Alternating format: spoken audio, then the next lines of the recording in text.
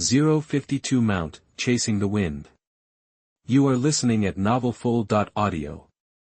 Back at the villa, needing to recharge, Jiujiu spent his downtime after being intimate with Beth inside his space, churning out traps, arrows, and steel balls. He was still racking his brain about how to clear out the zombies in the canyon. Then, remembering all the zombies he'd killed in recent months and the high platforms of corpses, his eyes lit up. Duh! How could I forget those corpse platforms the zombies can't climb? I could use ropes to rappel down the cliff into the canyon, stand on the pile of dead bodies, use sound to lure the zombies, and then drop the traps. Relieved, Jiujiu realized he still needed more traps. He'd use the next few days to crank them out so he could wipe out the whole canyon in one go, but no rush. First, he wanted to finish that sweet ride he'd been planning and soup up his motorcycle. He'd been itching for this mount.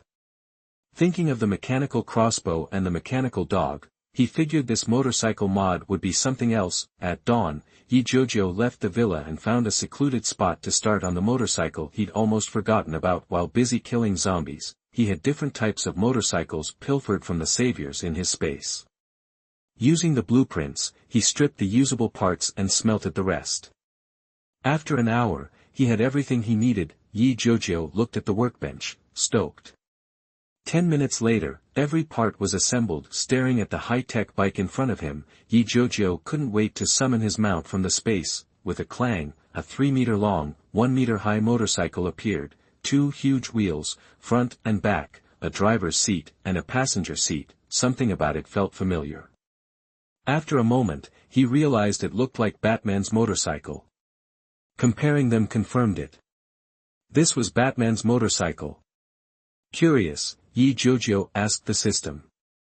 Hey, system, you weren't lazy and just ripped off Batman's ride, right? The system replied. It is Batman's motorcycle, but it's been system modded. It has all of Batman's features, plus a ton of extras. It has a built-in balancing system, never falls over, 360-degree wheels, crossbow weapons built into the frame, vehicle-mounted missiles, unavailable without ammo, vehicle-mounted energy cannons, master recognition software, autopilot, disabled until compatible AI installed, all-terrain adaptation, and more. And it can go 300 miles at 125 miles an hour without refueling. You can upgrade it to even more powerful versions using the corresponding blueprints as you level up. Jiujiu was impressed. A vehicle-mounted energy cannon was a huge upgrade. And the fact that it was upgradable made him even more psyched. He went through the mount recognition process, fueled up the bike, grabbed a helmet, and hopped on. The helmet design was sick. Totally enclosed, but without the bulkiness of normal motorcycle helmets. Like wearing a mask, comfy, and with great visibility gripping the handlebars, he felt perfectly connected to the machine. Jiujiu had stored Wolf Warrior in his pet space. He started the motorcycle and eased forward. After getting a feel for it, he started accelerating, and hit 60 miles an hour in no time. Hoo-hoo, the speed and the engine's roar were an incredible feeling. Flat roads, weedy grasslands, riverbanks, rocks, and even climbing mountains.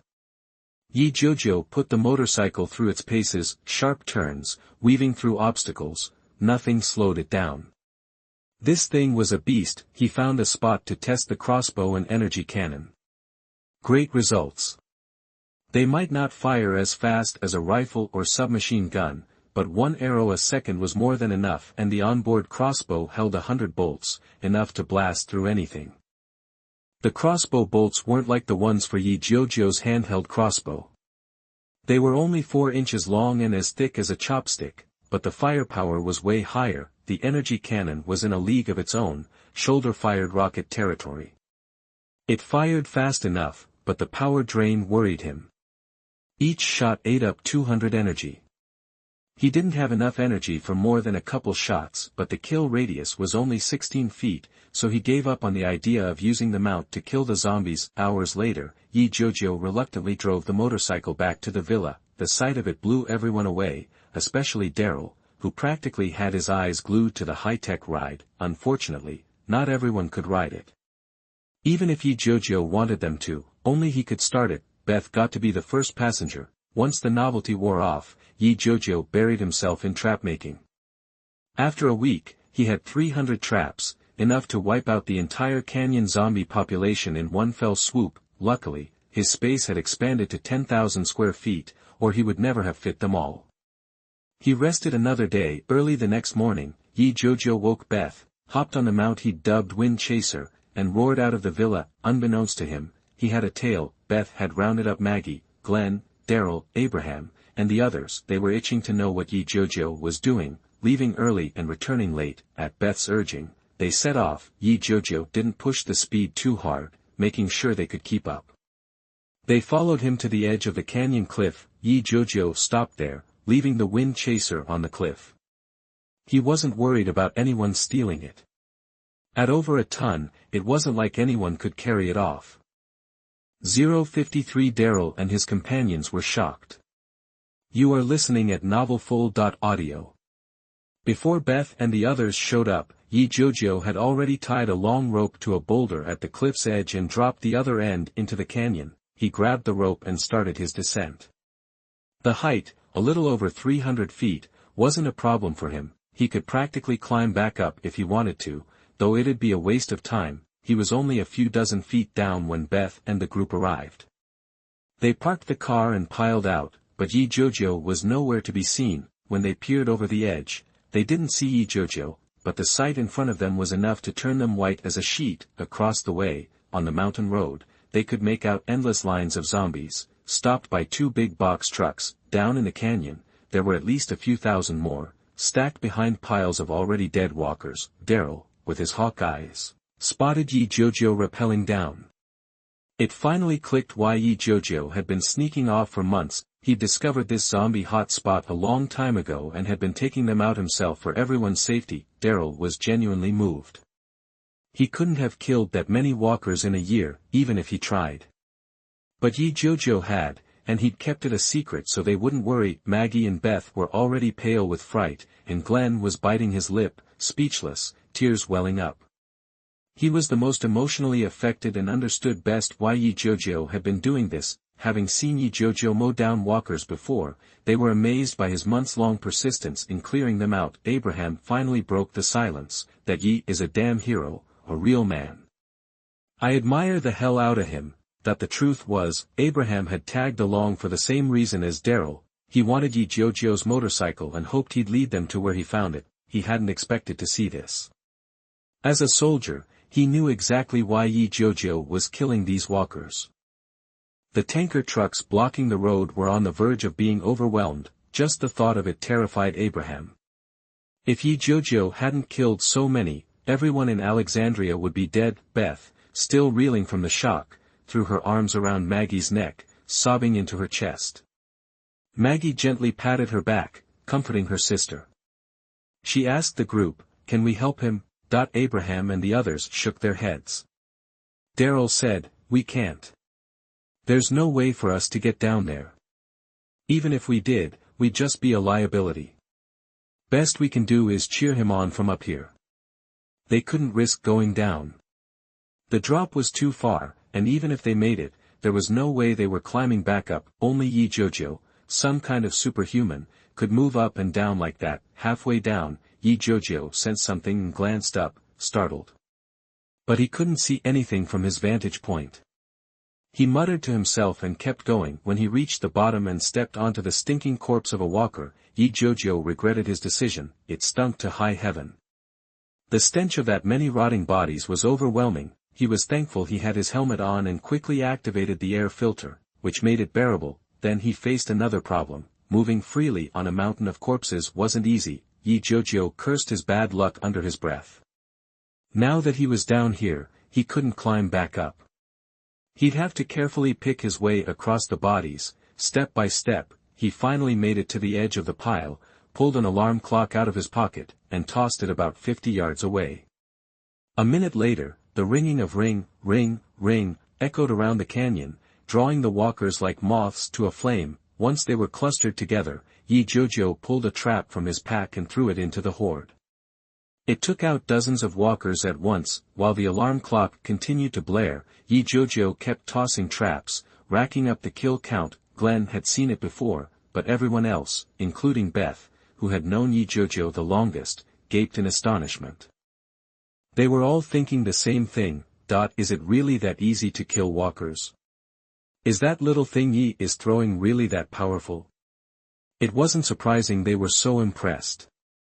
Beth had seen these traps before but didn't realize how effective they were. When Jiujiu used them around her, he was ambushing the saviors. The traps only killed a few at a time then, but against the walkers, they were devastating, wiping out everything within a 20-yard radius. Now they understood how Jiujiu had killed so many walkers in just a few months. Jiujiu didn't know he was being watched, but it wouldn't have mattered if he did. In a little over 2 months, he'd be gone. Under the watchful and amazed eyes above, Jiujiu kept repeating his actions, tossing alarm clocks to gather the walkers and traps to take them down in droves.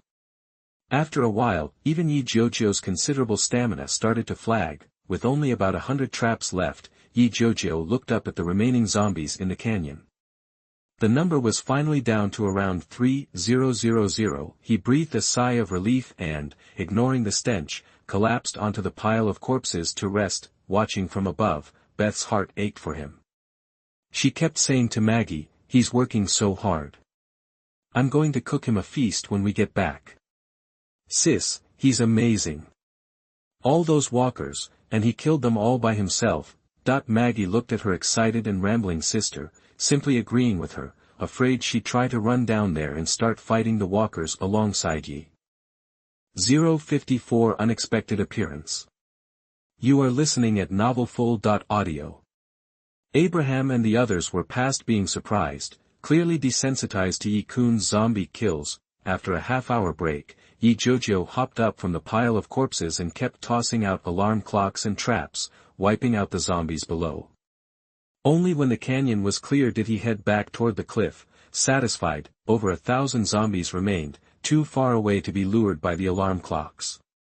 The only option was to climb the cliff and continue from the other side. The group watched as Jiujiu reached the cliff, grabbed the rope, and began to climb. A little over 30 minutes later, Jiujiu pulled himself up, surprised to see Beth and the others gazing at him with admiration. "Hey," Jiujiu greeted them, scrambling over the edge. He started coiling the rope, looking up to ask, "What are you doing here?" "Following me." Beth immediately replied, a little miffed, "What do you mean? You went off to deal with all those zombies by yourself without even a word." "We could have helped." Jiujiu just grinned. "No need. That's not that many zombies. I got it covered." Everyone else was speechless, thinking, "A few zombies? That's rich, coming from you. Anyone else would be scared stiff." He sped up winding the rope. In minutes, the 100-meter length was gathered. Jiujiu knotted the rope, secured it to the motorcycle, then hopped on and held out a hand to Beth. "Now that you're here, let's finish off the rest of these zombies together. We can wrap this up and get back. Got a ton of stuff to do." Beth happily skipped to the back of the motorcycle, swung her leg over, and wrapped her arms around Jiujiu's waist, snuggling against his back. She turned and flashed Maggie a sweet smile. Maggie and the others, feeling like they just witnessed a public display of affection, gave each other helpless smiles and piled into the car. With Jiujiu leading the way, they took a detour to the mountain road on the other side. After taking out quite a few zombies squeezed between the stalled semi-trucks along the road, they arrived at the mountain road and spotted another female zombie wedged in a gap. Seeing the zombie's body ripped open by the corner of the truck, dark blood still dripping, Jiujiu raised his crossbow and put an arrow through her head, killing her instantly. The engine noise immediately attracted a horde of zombies, and they got agitated. Many started slamming against the heavy trucks blocking the road with a loud bang, bang, bang. Jiujiu worried that if this kept up, the trucks would topple into the canyon, unleashing 2,000+ zombies. He wasn't scared for himself, but Beth and the others would be in serious trouble. He got out of the car, telling Abraham and the others to focus on picking off any zombies that broke through. Jiujiu sprinted to a truck leaning against the mountain wall. He jumped, grabbed the edge of the cargo bed, and easily pulled himself onto the roof. No need to lure them. the zombies on the mountain road were packed tight. They stretched upward, heads craned back, roaring at Jiujiu like they wanted to tear him apart. With company around, Jiujiu still felt the need to put on a show. He took off his backpack, reached inside, and pulled out a trap. With a flick of his wrist, he tossed it 30 meters, nailing a zombie in the head. The explosion triggered, sending arrows and steel balls flying, wiping out every zombie within 20 meters. The mass of zombies on the road instantly had a 20-meter gap blown through it. The smell of fresh blood and the sound of the trap going off sent the zombies trapped under the trucks into a frenzy. Hundreds of them slammed against the truck bodies, making a dull thudding noise. Abraham, Gwen, and Maggie, each armed with a rifle, fired into the gaps between the trucks, thinning the ranks of zombies hammering on the metal. In a heartbeat, the 20-meter gap was filled as the zombies behind surged forward. Jiujiu grabbed another trap and tossed it. After wiping out about 1,000 zombies this way, he finally got a brief breather. Mostly because the dead bodies were blocking the progress of those behind them, and the gaps between the trucks were being covered by Maggie and the others, who were shooting almost non-stop. Just then, disaster struck. The truck nearest the cliff gave way. Amidst cries from Beth and the others, the front end plunged down, flipping over the edge. It dropped 20 meters before tumbling end over end, crashing to the canyon floor. Everyone was terrified. Even Jiujiu, on top of the other truck, paled. He was lucky he had decided to camp out on top of the truck, otherwise, the consequences would be too awful to think about. The truck's fall took a dozen zombies tumbling down the cliff with it. A dozen more charged out onto the now unblocked mountain road, their target, Maggie and the others. Luckily, they all had weapons. Even Beth had the mechanical crossbow Jiujiu gave her, so their safety wasn't in question. The 1,000 zombies behind surged forward. Jiujiu grabbed a trap and tossed it. One wasn't enough, so he kept throwing them. For a moment, the zombies' roars, Abraham and the others' gunshots, and the whoosh of the traps filled the air. With over 1,000 zombies bearing down, Jiujiu was scrambling. He couldn't wait for the zombies to bunch up. He had to keep tossing traps to take them out, to prevent Beth and the others from being overwhelmed. Jiujiu had no choice, even if it meant wasting a few traps. Beth and the others did their best to hold their ground. They finally understood how hard Jiujiu had worked to kill tens of thousands of zombies. It was exhausting, both mentally and physically.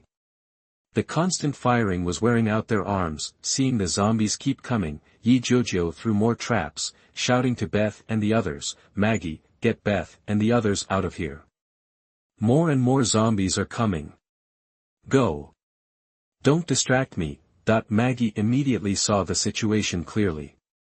Jiujiu was safe on the truck roof, but they were on the ground.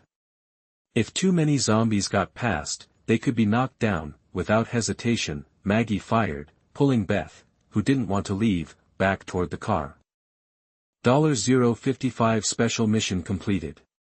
You are listening at novelfull.audio. Beth struggled, trying to get away, but Maggie kept pulling her back. She was on the verge of breaking free when Maggie's words snapped her to attention. "Beth, do you want you worrying about you? Don't you believe he can handle this? Trust him. He'll be fine. If you stay, you'll just distract him and slow him down. Come on." That shook Beth awake. She stopped fighting, gritted her teeth, and shot another zombie rushing toward them. She yelled to Jiujiu on the truck's roof, "I'll be waiting for you to come back. If you don't, I'm coming to find you." Jiujiu didn't have time for back and forth. Still tossing traps, he shouted without turning around, "Don't worry about me. I'm fine. Just be safe, and I can deal with these zombies without a second thought. Go. It'll be too late if you don't leave now." Hearing that, Beth shot another zombie, turned, and jumped into the car. Gwen already had the engine running and reversed out of the mountain road without even turning around. The zombies chased for a few hundred feet but couldn't catch up with the car. They turned back and swarmed around the truck, watching the car disappear. Jiujiu finally sighed in relief. He looked up at the cliff face above him, calculating in his head. "Okay, I can climb that. With that, Jiujiu nimbly scaled the cliff. The zombies were now more than 100 feet below the truck, far enough. Jiujiu pulled out another trap and tossed it into the horde. Beth and the others had stopped the car about a third of a mile away. Watching Jiujiu climb the steep, 100-foot cliff with his bare hands, no one could muster any surprise. Anything impossible seemed reasonable and natural when it came to Yi. Watching him easily dispatch the zombies below, they all felt useless, unable to contribute. Another half-hour passed, and the traps had eliminated most of the zombies at the cliff's base. Jiujiu climbed back down, landing on the truck's roof, then pulled out his dog-shaped twin swords from his thighs and jumped to the ground. He rolled to absorb the impact and then slashed at the dozen or so zombies that rushed toward him. Unfazed, Jiujiu charged forward, the twin swords a blur of chopping, slashing, and stabbing. He finished off the zombies in less than a minute. Finally, the system voice chimed in. Congratulations. You've completed the special hidden task, solve Beth's troubles, completely eliminate the canyon zombies. Reward, 5,000 experience points, a mechanical dog upgrade blueprint, and special permission. Reminder, you've leveled up. Current level, 11. Strength and stamina increased by 5 each, intelligence, spirit, and agility increased by 1 each. Stats automatically applied. Check your panel for details. Reminder, all world tasks completed. You may return to the main world at any time, 318 days per 365 days remaining. Hearing the system prompt, Jiujiu laughed with genuine happiness, standing amidst the fallen zombies. It was a smile worthy of a masterpiece. The motorcycle was where he left it. Jiujiu hopped on, started the engine, and rode back to the others. Beth rushed toward him with a cheer. He could see tears streaming down her face. She reached out to catch him as he pulled her into his arms, then eagerly removed his helmet and kissed him. Maggie and the others smiled, watching the couple's affection, their eyes filled with blessing and admiration. After the two had their moment, everyone piled back into the car, amidst Maggie's good-natured teasing, and headed back to the villa. Back at the villa, Jiujiu and Beth went straight inside, while Maggie and the others went to find Diana and Rick. She recounted Jiujiu's months-long battle with the zombies in the canyon. Finally, Maggie concluded, those tens of thousands of zombies need to be dealt with promptly. Otherwise, a plague could break out and cause serious problems. We hope you can come up with a specific plan to handle it. Without waiting for a response, Maggie and the others turned and left the office. They were exhausted from the day's events and just wanted to take a hot bath and get a good night's sleep. Diana and Rick watched them go, exchanging a long look. Diana spoke first. I never imagined such a huge hidden danger existed near the villa. Thank goodness for Yi. If it weren't for him, I can't even imagine the consequences. Rick's feelings were mixed. To be honest, he had disliked Jiujiu the most, simply because his power and refusal to follow orders felt like a threat to his leadership position, but after today, he knew that Jiujiu was no longer someone to be ignored. He was the benefactor of the villa and a true hero. They discussed the follow-up plans for over an hour. Jiujiu and Beth were even more tired. It wasn't until Beth was sound asleep, wrapped around him like an octopus, that Jiujiu had a chance to check his panel. Name, Jiujiu, age, 16. Occupation, mechanical hunter, level, 11, 3700/10,000, attributes, strength, 5. Stamina, 5. Intelligence, 13. Spirit, 13. Agility, 13. Speed, 70 feet/s. Energy, 1300, 13 points/min recovery, professional talent skills, 0.1. Intermediate combat master. 2. Intermediate mechanical master, pet, mechanical dog, wolf warrior, 1/2, mount, chasing wind, Batman upgraded motorcycle, special space, mechanical manufacturing space, 10,000 square feet, blueprint, mechanical dog upgrade blueprint *1. Special permission, *1. Note, time travel function remaining, 0 uses. Note, the only main quest, eliminate Thanos and his henchmen. Reward, 6 cosmic gems. Closing the panel, Jiujiu couldn't sleep. He looked down at Beth, clinging to him, and felt a wave of affection. His mind replayed everything he'd experienced since entering this world, the thrill of taking down his first zombie and triggering the hidden mission, the excitement of activating Wolf Warrior, the satisfaction of uncovering the trap's true purpose, the struggle of destroying the Salvation Army, and the grueling battle to wipe out tens of thousands of zombies in the canyon. Jiujiu woke up well past 11 the next morning. No one had disturbed him, knowing how exhausted he'd been, especially after seeing the dense carpet of zombie corpses in the canyon. Everyone gasped. The sound of air leaking from tires filled the air. They were all incredibly grateful for Jiujiu's efforts. They might have discovered the canyon eventually, but there was no way they could have eliminated so many zombies. 056 Difficult Separation. You are listening at novelfull.audio. No matter what, it's going to bring major heat to the villa. Jiujiu stopped worrying about the canyon and spent the next month or so taking Beth out to scavenge for supplies, especially the metal he needed. After the canyon battle, all his traps were wrecked.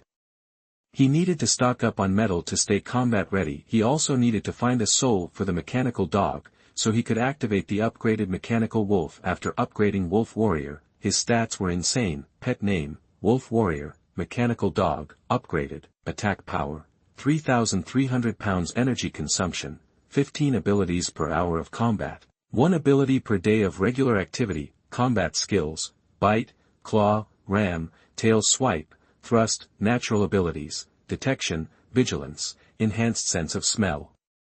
Special ability, solar absorption, automatically converts solar energy into usable energy and stores it for later use. Besides the modified Wolf Warrior one already outside, he had 2 more unactivated wolves in storage. He'd originally wanted to get Beth a few more Wolf Warriors, but the system said she was just a regular person, and even controlling one mechanical dog was already pushing it. More than that was out of the question. It reminded Jiujiu how overpowered he and the system were. I mean, who else could control that many mechanical pets? It gave him even more confidence in taking down Thanos down the road. Finding a suitable dog soul was easy. It only took him 3 days. That day, both wolves were activated at the villa. Jiujiu only brought out the one for Beth. He found her busy in the kitchen, wrapped his arms around her from behind, rested his chin on her shoulder, and said sweetly, "Hey, babe, I've got another surprise for you. Wanna see?" Beth, who was doing the dishes, turned her head and kissed his cheek. "Anything you give me, sweetie." Hee. Hearing that, Jiujiu thought for a second and summoned Beth's wolf. It walked up to them and gently nudged her leg with its metal head. The sudden touch startled Beth. She looked down and saw a metal dog, about the same size as Wolf Warrior but even cooler looking, right next to her. She squealed with excitement, spun around, threw her arms around Jiujiu's neck, and asked, "Honey, is this my present? It's awesome. You've got one, and now I've got one, I'm so happy." She kissed him, let go, and then crouched down to pet the metal dog's head, checking it out. Jiujiu knew Beth all too well. A person forgets all about a partner when they get a pet. He said, "You can name him, and from now on, he'll protect you until he falls apart." Beth didn't pick up on the deeper meaning of his words. She tilted her head, thought for a moment, and said, Okay. How about Long Long? Hee, it's kinda like your name, Jiujiu blushed. He knew what Long Long meant in English. Didn't it mean a long, long time? Beth was such a kid, so playful. But he felt relieved, thinking that she was going to leave soon anyway. With Long Long around, Beth wouldn't miss him as much. Then Jiujiu remembered the system hadn't given Beth full control over Long Long. He said, "Sweetheart, if you want to fully command Long Long, you need a little ceremony. Come here." He knelt down, took Beth's hand, gently placed it on Long Long's head, and told the system in his mind, "System, use special permissions to give Beth full command of Long Long." System, okay, granting permissions to Beth. In progress. Granting complete. Host has used one special permission. Suddenly, Beth felt a magical connection, like she had a mysterious link to Long Long, making her feel that if she gave an order, Long Long would obey it. She turned to Jiujiu, her eyes wide with disbelief. "Uncle, is it true? Long Long is really my pet?" Jiujiu nodded, ruffled her hair affectionately, and said, "Yeah, from now on, Long Long is not just your pet, but your guardian angel. When I'm not around, he'll protect you no matter what. Just remember, don't let Long Long get too messed up, otherwise you won't be able to fix him." "Got it." Beth still didn't understand what he meant, and snorted proudly. "Humph, I won't. Long Long's my pet, not my warrior. I won't let him take any risks." What could Jiujiu say? He was at a loss for words. He'd just have to tell Beth the truth when he was about to leave. The next month flew by, especially for two people as in love as they were. Even being together 24/7 wasn't enough. Jiujiu did his best to fulfill every one of Beth's wishes. He took her to ride Jiujiu and drove over 60 miles to the park. He combed Beth's hair and cooked her Chinese food. Although Jiujiu was only able to cook 2 dishes, tomato scrambled eggs and fried rice, but even with such simple food, Beth was completely happy and constantly praised Jiujiu's cooking skills. Jiujiu was embarrassed and secretly decided to learn Chinese food when he had time. Finally, the day came when Jiujiu had to leave this world. At 11:55 p.m., after Jiujiu and Beth had their last moment together, he got up, dressed neatly, turned around, and said to Beth, who looked confused, "Beth, I'm sorry, I have to leave you." Hearing this, Beth froze, staring at Jiujiu in disbelief. Jiujiu fought back his reluctance and discomfort, and finally continued, "I'm not from this world. My time here is almost up. If I don't leave, I'll disappear completely. So, I'm sorry, Beth. I'm leaving. But at least you have Long Long to keep you company." Then Jiujiu heard the system voice, "Host, your time in this world is ending. Please prepare to return. 10, 9, 8. 1. 057 Return to the Marvel Universe. You are listening at novelfull.audio. Seeing Lu Meng's body fade into a ball of white light and vanish, Beth snapped out of it, leaping out of bed. She tried to grab Jiujiu before the light whisked him away, but it was no use. She collapsed to the floor, sobbing. It was like all her energy had been drained. She sat there, limp, her tear-streaked eyes suddenly dull. Just then, Lang Lang, acting like a real pet, ambled over and gently laid down in front of Beth, nudging her as if to offer comfort. Feeling the chill of her body, Beth slowly came to. She looked at Lang Lang nestled beside her, and she just lost it.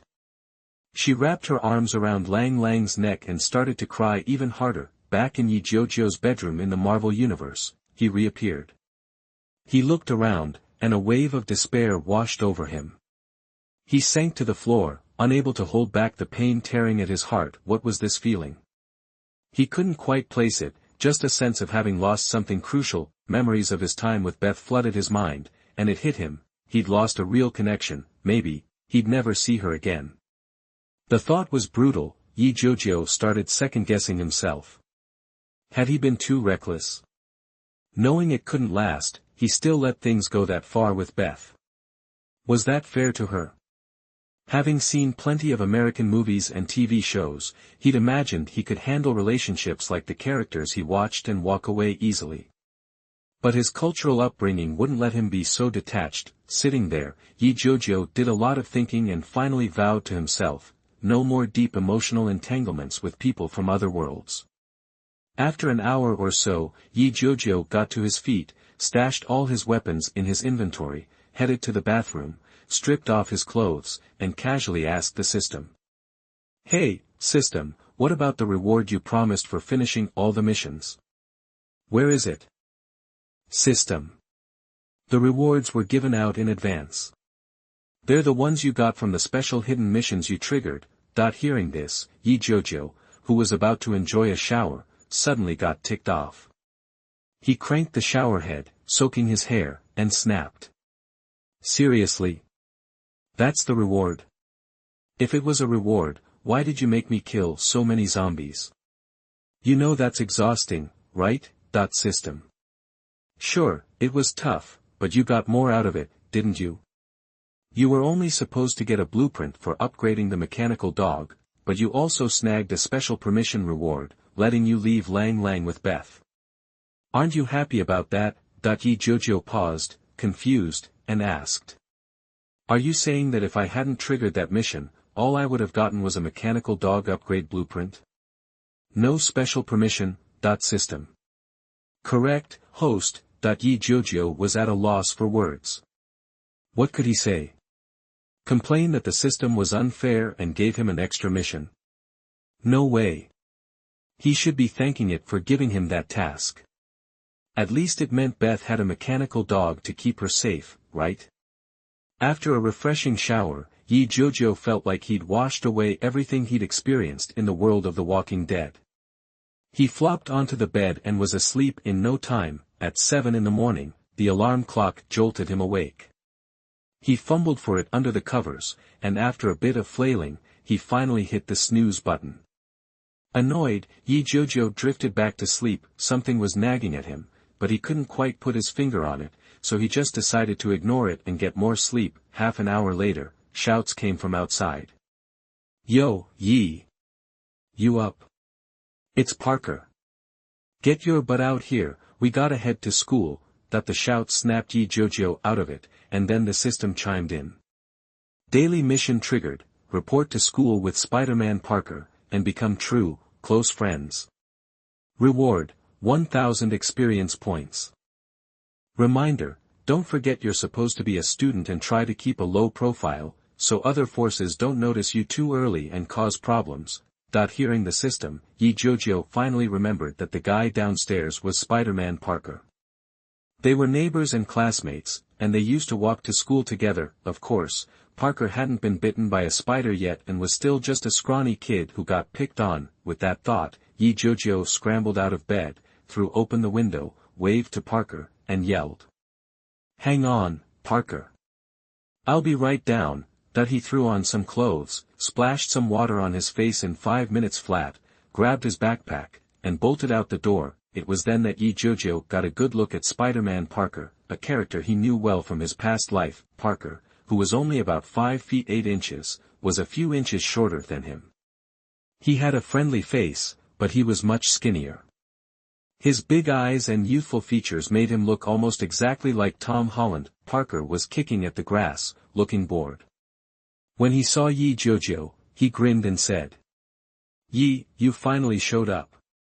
I was about to pass out from boredom. How could you forget today was registration day? If I hadn't come, would you have even gone? Hearing Parker's rapid-fire questions, Jiujiu rolled his eyes. Yep, that's definitely the chatty Spider-Man from the Avengers, the one who never shuts up, he said, trying not to sound annoyed. Hey, Parker, my folks just left, I missed them so much I totally spaced on today. Parker suddenly looked embarrassed and apologized. Oh, man, I forgot. Sorry, Yi. Jiujiu had said it on purpose, just to shut Parker up, so he threw an arm around Parker's shoulder and said. Don't sweat it, Parker. I'm dealing with it. I'm just glad you came to get me, I really am. I think we can be more than just good neighbors, we can be best friends, right, Parker? Parker looked dazed and mumbled. Friends? He couldn't help but think of his former best friend, Harry Osborn. 058 Parker's Goddess Gwen. You are listening at novelfull.audio. Unfortunately, Harry doesn't live around here anymore. Parker perked up instantly. Stoked to have a regular guy friend, he clapped Jiujiu, who was way bigger than him, on the back and said, Awesome. Dude, I think we're gonna be great friends. I don't really have that many. There was this guy, Harry Osborn, but he doesn't live here with us. Man, I'm so glad we're friends, you have no idea. Parker was rambling again, and even though he called him a friend, Jiujiu didn't get the task complete notification. He couldn't help but think, seriously. Guess it's not that easy to become Parker's best bud, someone he can tell anything to. Then he shrugged it off. Long game, right? Spider-Man can't escape my clutches. After all, Parker was the easiest mark on the Avengers roster. Compared to the others, Parker was just simpler. No, easier to get along with. Figuring out how to keep their real identities secret from everyone was a problem, though. Jarvis was no joke. If Tony put his mind to sniffing them out, it was just a matter of time. Thinking about Jarvis, Jiujiu thought about artificial intelligence. He was already looking forward to his next world jump, hoping to snag an AI as good as Jarvis to keep Jax from snooping. Arm in arm, they walked and talked about fun stuff from their vacation all the way to the bus stop. Well, Parker mostly talked, and Jiujiu threw in a word here and there. Their friendship grew without them even noticing. The bus came, they hopped on, found seats, and kept chatting. At school, they found the teacher, registered, paid tuition, grabbed their books, and walked out of the classroom. A bunch of students were hanging out on the playground, catching up after the break. A blonde girl sat on a stool in the stands, flipping through a book. The sunlight hit her just right, making her look ridiculously pretty. Parker, the chatterbox, was speechless. Jiujiu, with his super hearing, thought he could hear Parker's heart going a mile a minute. Looking closer, Jiujiu couldn't believe it. It was Gwen Stacy, the girl from the Amazing Spider-Man 1. Parker's girlfriend. He cursed under his breath. Damn it, Marvel. Am I already dealing with Dr. Lizard and Electro? I'm not ready for this. Cursing aside, he had to face reality. This was the Marvel Universe, and anything could happen at any time.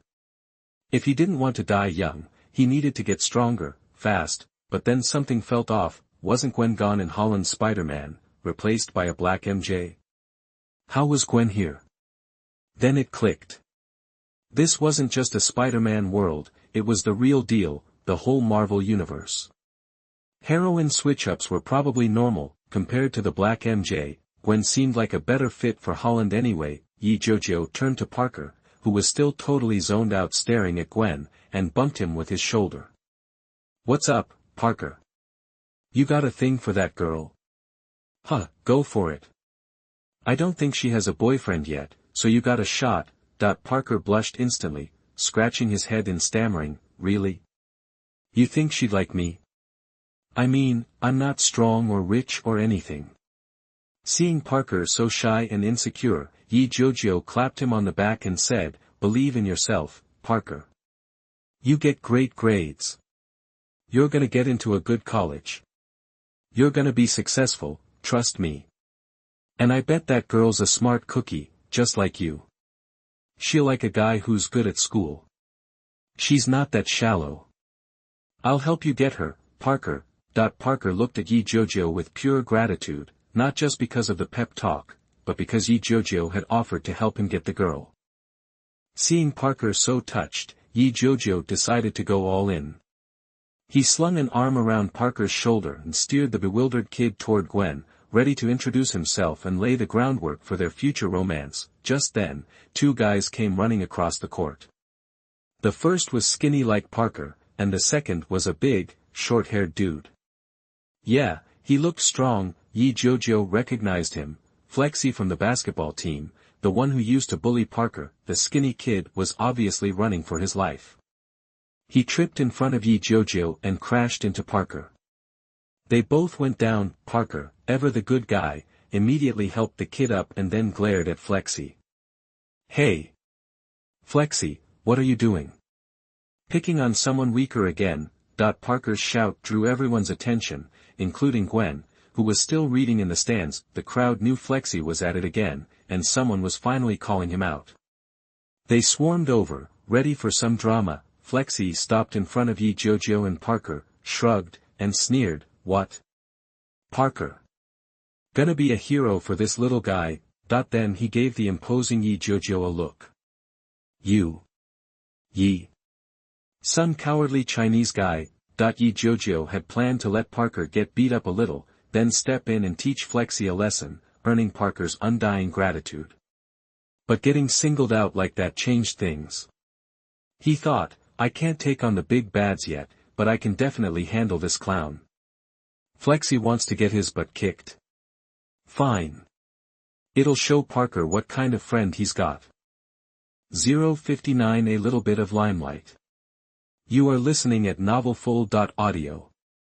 Thinking this, Jiujiu held up a hand to stop Parker, who looked ready to brawl with Flashy.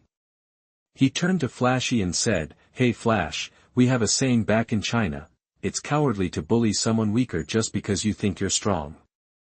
That's you right now. I don't go around looking for fights, but I definitely go after guys who are more arrogant than me." A ripple of laughter went through the onlookers.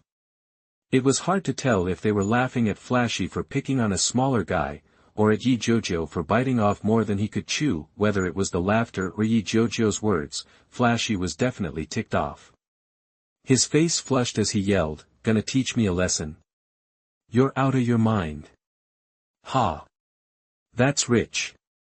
A scrawny Chinese dude calling me a bully. Bring it on. Let's see who teaches who a lesson, you little punk. I'm gonna knock you into next week and stuff your head in a toilet."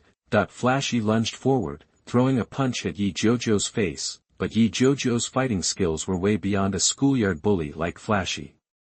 Not even a special forces king could intimidate him. His combat skills allowed him to see every opening in Flashy's clumsy attack. He simply leaned back, letting the wild punch sail past his head. Jiujiu held back from retaliating, worried about seriously injuring Flashy. After all, Jiujiu's strength and constitution were both maxed out. Instead, when Flashy was still off balance, Jiujiu stepped in and nudged Flashy's chest with his shoulder. The light bump sent Flashy flying backward 10 feet, where he landed hard. The crowd erupted with a collective, "Whoa!" Some even yelled, "Kung Fu!"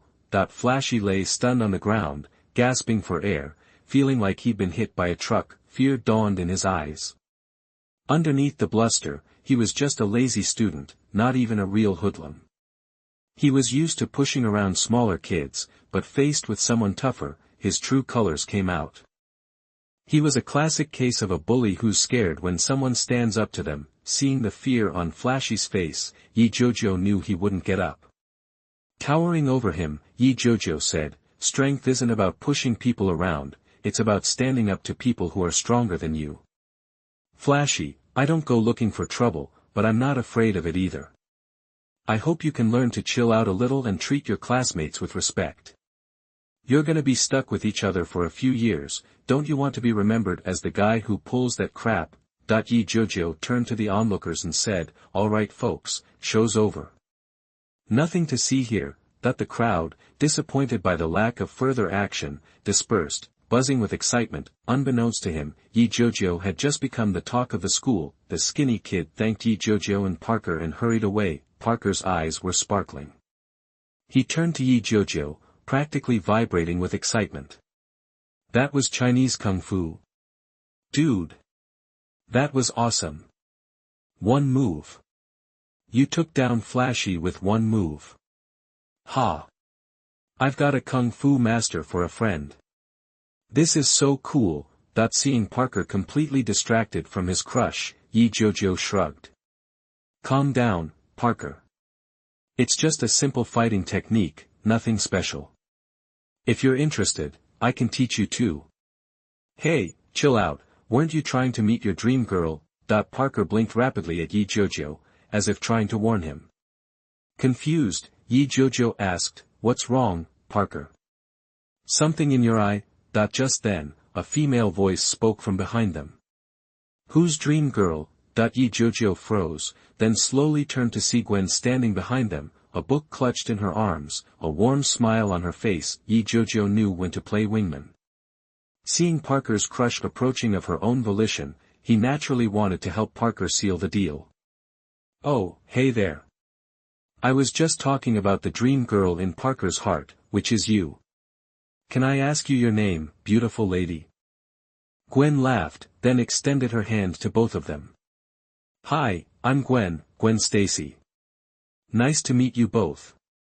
What are your names?"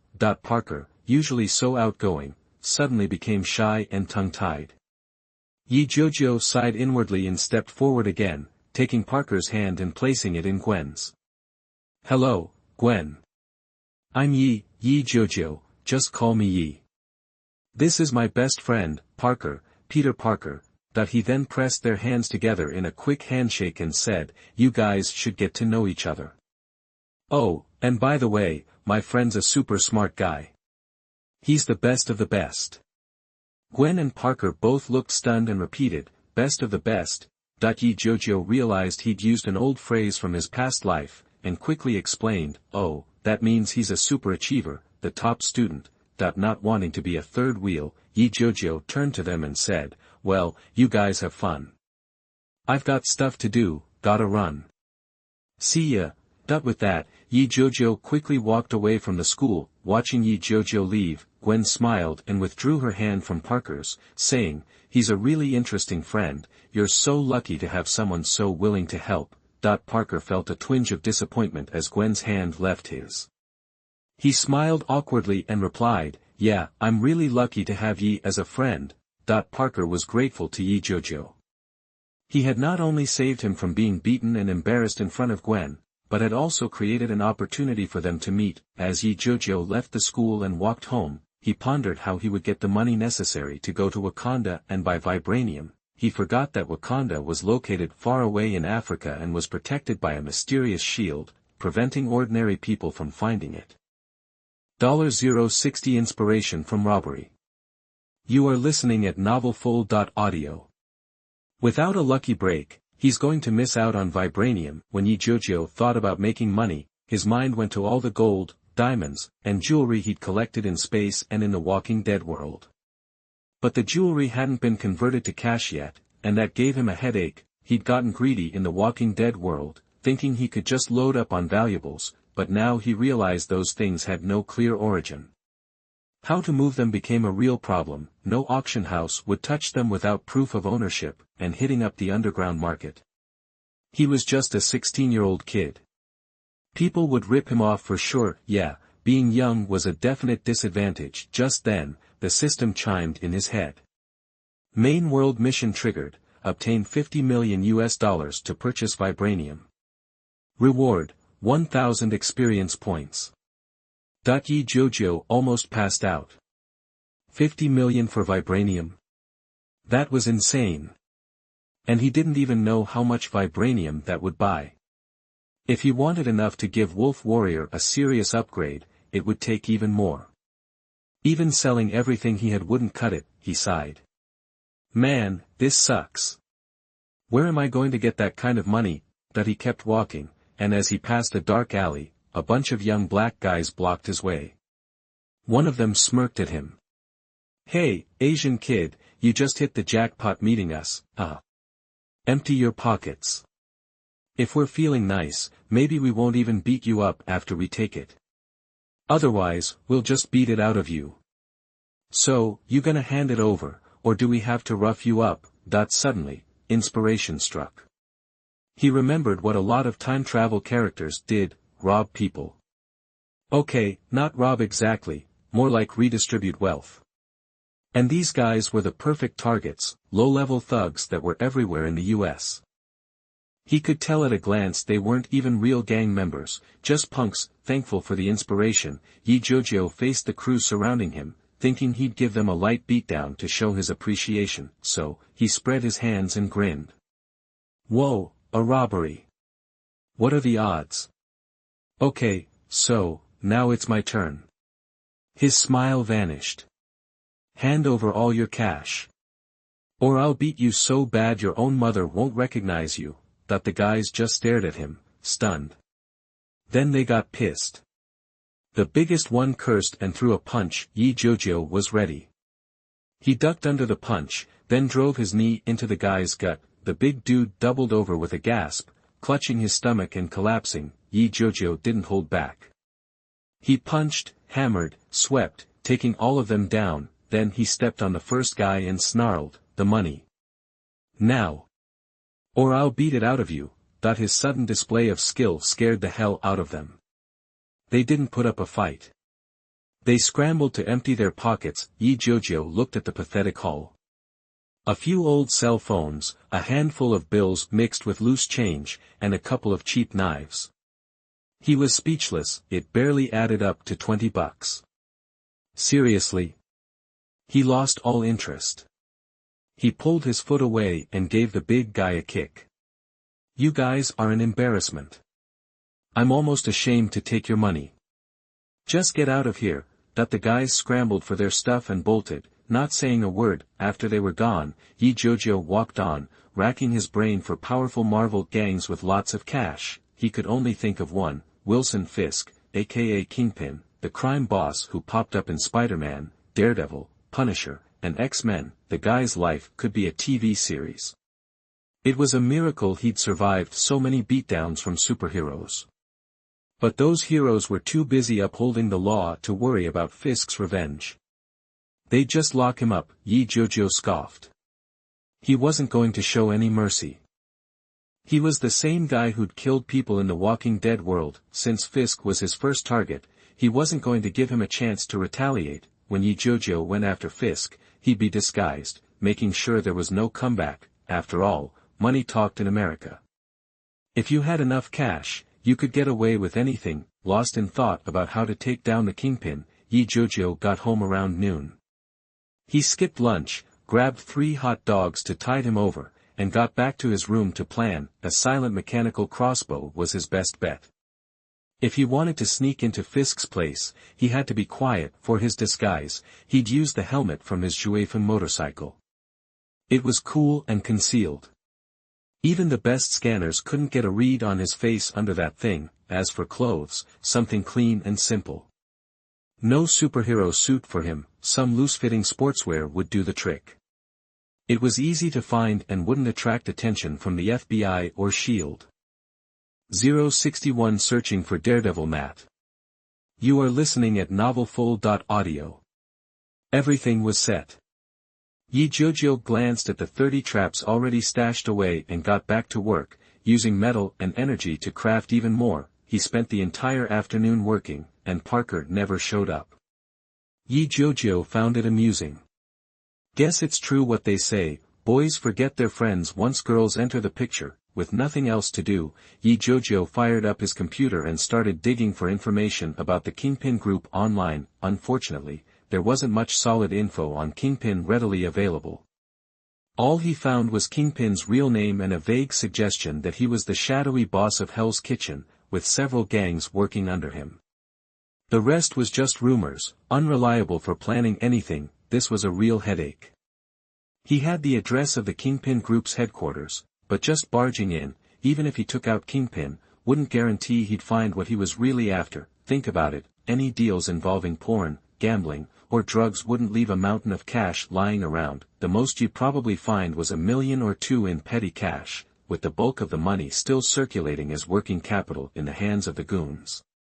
Tracking those stashes down would take weeks of investigation. Speaking of investigation, Jiujiu thought of another big player in Hell's Kitchen, Matt, the blind lawyer known as Daredevil. Matt had to know the Kingpin gang inside and out. After all, he was the one who brought Kingpin down and sent him to prison. But that guy was too stubborn for his own good. He brought down the powerful Kingpin, but he didn't finish the job. Crazy. Jiujiu wasn't a killer by nature, but he believed in dealing permanently with irredeemable criminals. It was about stopping them from hurting more innocent people, and also about preventing future headaches for himself. With that in mind, Jiujiu decided to head to Hell's Kitchen and find Matt's church, so he could start tracking his movements. Following Matt was his best shot at finding the gangsters' hideouts. He changed into some casual clothes, went outside, and flagged down a taxi, heading straight for Hell's Kitchen. The driver was a chatty, overweight black guy, just like in the movies. The moment Jiujiu got in, he started talking. Hey, man. You Asian? Chinese, Korean, or Japanese? Jiujiu glanced around and answered absent-mindedly, Chinese. Oh. Chinese. So, you must know Kung Fu. You look like you're in shape. Nah, I'm just a student. Oh, that's too bad. I thought I had a real Kung Fu master in my cab. So, what brings you to Hell's Kitchen? That ain't exactly student territory. That caught Jiujiu's attention. Maybe this driver knew something about Hell's Kitchen. He feigned ignorance and asked, surprised, really? I'm just meeting a friend who lives there. What's the deal with Hell's Kitchen? That seemed to be the right button to push. The driver launched into a full-blown Hell's Kitchen history lesson. Back in the day, Hell's Kitchen was just a slum, full of poor folks with no jobs, some with no homes. That kind of environment breeds crime. You had hookers, robbers, and thieves everywhere, all hustling for cash to feed their habits. Over time, it became a breeding ground for gangs. They control people through various means and make a ton of money off them. You can find the worst stuff in the world in Hell's Kitchen, but even though the gangs run the show, they also offer the average person a little protection. At least folks can live their lives. And they say a guy named Kingpin is behind all the gangs. He's the one who makes the rules in Hell's Kitchen. Even politicians deal with him. Cops and the FBI can't touch him. He's the king of Hell's Kitchen, no question. Jiujiu wasn't scared by the driver's description. He was pumped. He knew he was on the right track. If Kingpin was a local king, he must be sitting on a mountain of cash. And as for the gangs and the danger, that wasn't exactly a problem for him. He listened to the driver's spiel all the way to 34th Street on Manhattan's west side. After paying and getting out, he crossed 34th Street, and the difference was immediate. The 34th district seemed normal enough, but once he stepped into Hell's Kitchen, he could feel the eyes on him. Almost everyone looked at Jiujiu like he was a walking ATM. Jiujiu, unfazed, strolled along with his hands in his pockets, looking for the local church. Since he wasn't familiar with the area, he stuck to the main streets and avoided the dark alleys, so he didn't run into too much trouble. He passed a coffee shop and spotted two familiar faces sitting at a table, facing the street. Jackpot, Jiujiu thought. I find Matt as soon as I get here. That he bought a drink from a street vendor across the way and waited, sipping his soda. Soon enough, it was obviously the end of their break. Matt said goodbye to his friend and headed out on his own, tapping his cane, which doubled as his weapon. Jiujiu didn't dare follow too closely. Matt could perceive his surroundings and people through sound. He kept his distance for a few blocks until he saw a white church in the distance, then turned and walked away. It was still early. Matt wouldn't suit up and start fighting crime until later. After leaving Hell's Kitchen, he found a spot in Block 34 to hang out for a few hours, waiting for night to fall. Once it was dark, Jiujiu ducked out of sight of the security cameras and changed into his gear in a hidden corner. He put on a full set of athletic wear, a helmet, and a hood, then headed back to Hell's Kitchen. He found a spot near the church with a clear view of the whole building and settled in to wait. Around 9 o'clock, not long after he'd arrived, a wall on the church roof opened, and a guy in a tight red suit stepped out.